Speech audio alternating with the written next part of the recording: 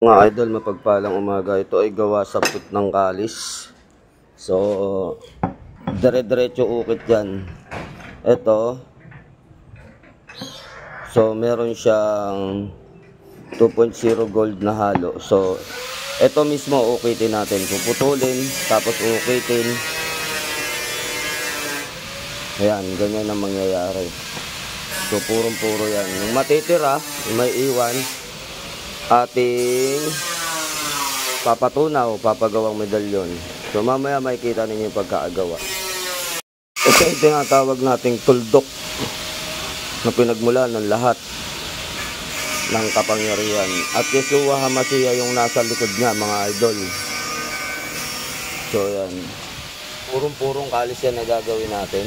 At ang matitira niyan ay ating ipapatunaw.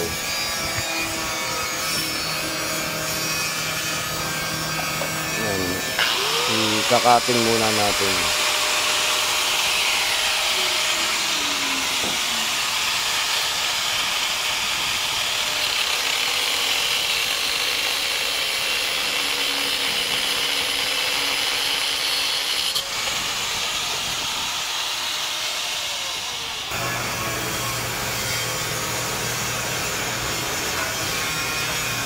Ating matigil.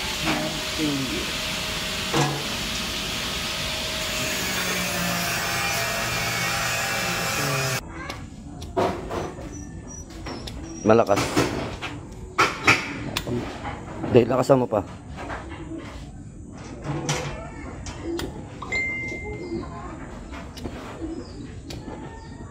Lakas pa.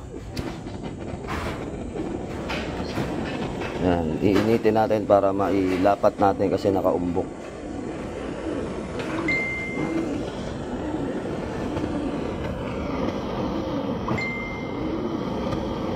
Para ma-flat siya.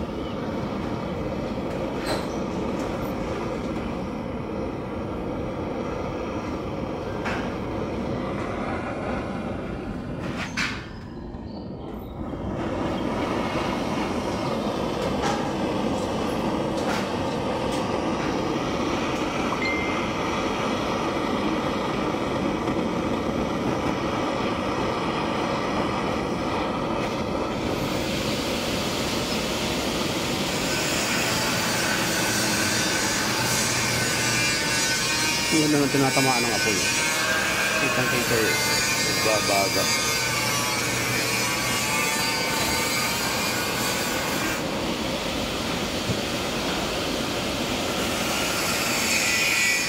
Nagbabaga talaga sa mga idol.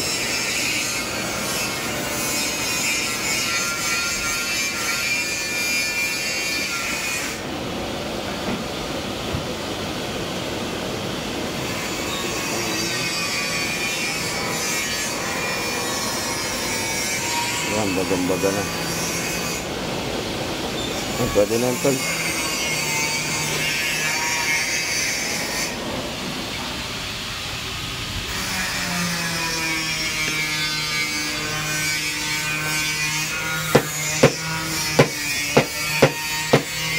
Natunaw yung ano niya.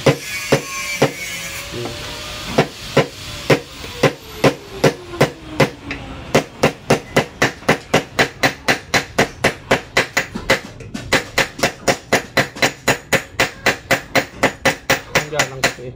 So yun, flat na siya. Kunin mo yun ha, yung kapiraso. Sayang yun, puro yun, puro. Natanggal na kapiraso. Pagsasangkat namin. Oo, pagsasangkat natin.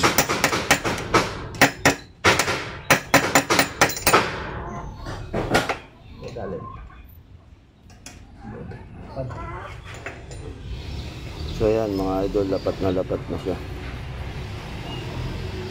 Init niya na. Nawakan mo.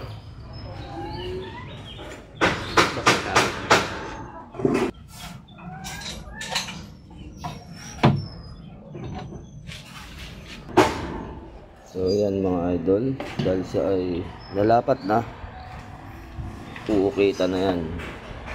Lilinisan muna siya para siya may ganito kakinis. At pag makinis na tsaka nauukitan, mano-manong ukit ang ginagawa niya dyan, no? So kalis na inukitan, so talagang pulido, solid na kalis talaga, kaya kalanting. Talagang napakaganda nitong kalis na to.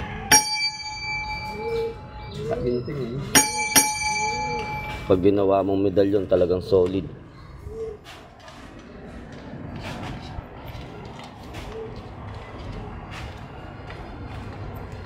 Ganyan kaganda ang mga gawa natin, ang mga pulidong medalyon.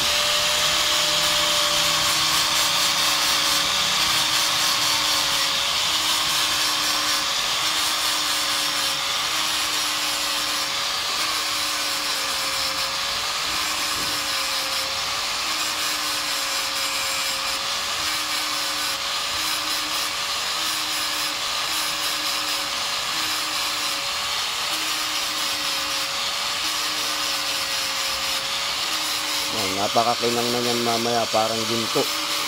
Sobrang kinang.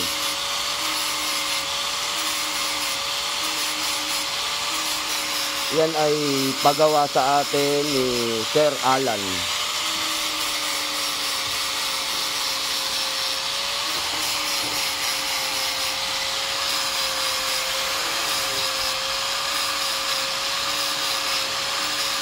Yan, para mabura yung kanyang mga letra na nakaukit doon. So buburahin niya para talagang pulido. Kung titignan natin mga idol, parang gold na siya, no? Parang gold bar na. Grabe ang kinang.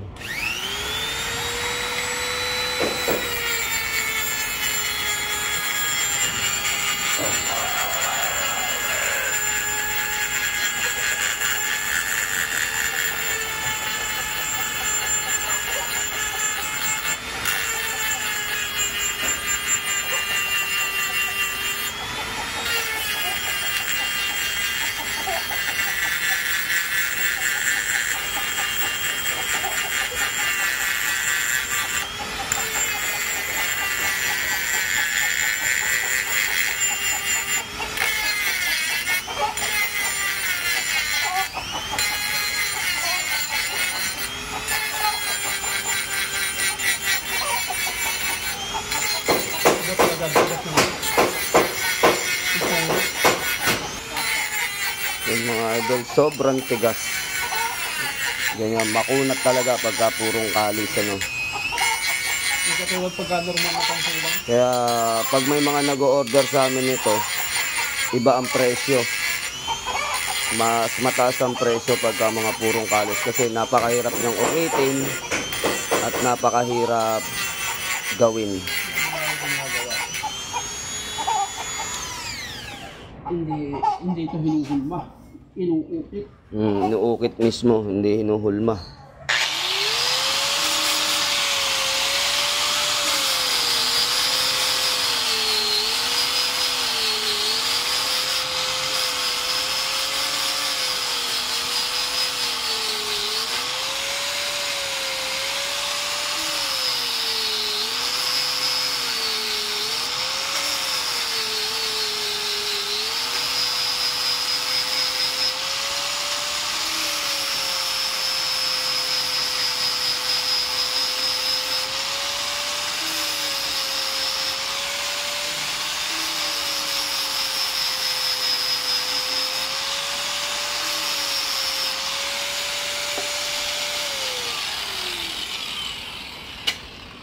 Pantay na.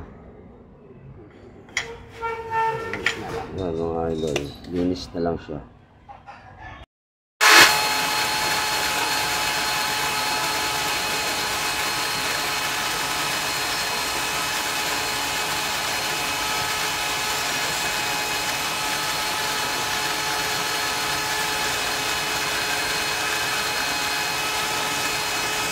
Lods, ito na yung ating natapos na gawa, yung tuldok na medalyon.